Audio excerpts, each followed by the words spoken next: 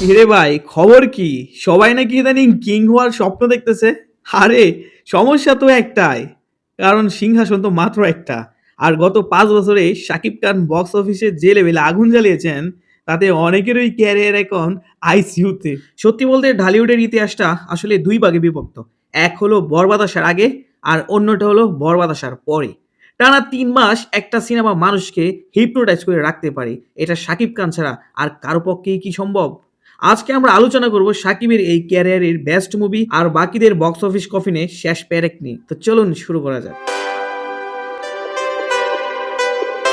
শুরুতেই আলোচনা করব শাকিব খানের তথা বাংলা ইন্ডাস্ট্রির one of the best movie Borbaad নিয়ে। বরবাদের ওপেনিং ডের কথা কি বলবো ভাই, যেখানে আমাদের তথাকথিত ট্যালেন্টেড হিরোরা কোটি টাকার মুখ দেখতে ঘামিয়ে ফেলে, সেখানে বরবাদ প্রথম দিনেই 4 কোটির ক্লাবে টোকা দিয়েছে। শুধু তাই না, এই মুভিটা টানা 3 মাস সিনেমা হলের দর্শকদের আটকে রেখেছিলেন। বাংলাদেশের ইতিহাসে এমন লং রান আর কোন মুভি দিতে পেরেছে? অসম্ভব। আর কালেকশন ভাই রে ভাই, এই এক বরবাদ মুভি যা টাকা কামাই করছে, সেই টাকা নিশু আর সিয়ামকে কামাই করতে হলে অন্তত তাদেরকে 100টা মুভি করতে হবে। শুনে খারাপ লাগলেও এটাই তো সত্য, তাই না? এবার আসে আমাদের শৌখিন অভিনেতাদের কথায়।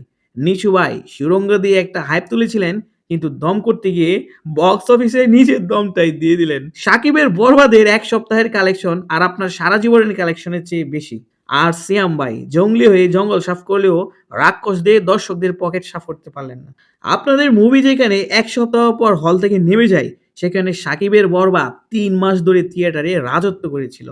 ব্রো, কিং হওয়ার স্বপ্ন থাকলে আগে সাকিবের ওই স্ক্রিন প্রেজেন্টেশনটা অর্জন করেন। শুধু জিম করে বডি বানালে, মাথায় লম্বা লম্বা চুল আর লম্বা লম্বা দাড়ি রেখে রাক্ষস হলেই টিকিট বিক্রি হয় না। আসলে সমস্যাটা হচ্ছে ভিশনের। শাকিব খান যখন মুভি বানান, তিনি পুরো ইন্ডাস্ট্রির কথা ভাবেন, আর বাকিরা ভাবেন শুধু নিজেদের মেকআপ আর অভিনয়ের কথা। প্রিন্স শুধু একটা মুভি না, এটা একটা ইমোশন। 130টি হলে মুক্তি পেয়েও যেভাবে মানুষ টিকিট না পেয়ে হাহাকার করছে, সেটা দেখার মতো ছিল। নিশু সিয়ামরা তো এখন ওটিটির জন্য স্ক্রিপ্ট খুঁজছেন, কিন্তু সাকিব ভাই তো পুরা দেশকেই ওটিটি বানিয়ে ফেলছেন। সবাই তার প্রেমে এখন পাগল, এবং আসন্ন কুরবানি ঈদে কিন্তু সাকিব ভাই আসছেন রকস্টার রূপে। তো আপনাদের কি মনে হয় সাকিব খানের এই বরবাদ কি আসলেই নিশু সিয়ামের 100টা মুভি সমান, নাকি আমি একটু বেশি বলে ফেললাম? কমেন্টে আপনার কড়া জবাব চাই। আর হ্যাঁ, যারা সাকিব আছেন তারা ভিডিওটা শেয়ার দিয়ে চারদিকে ছড়িয়ে দিন। দেখা হচ্ছে পরের ভিডিওতে।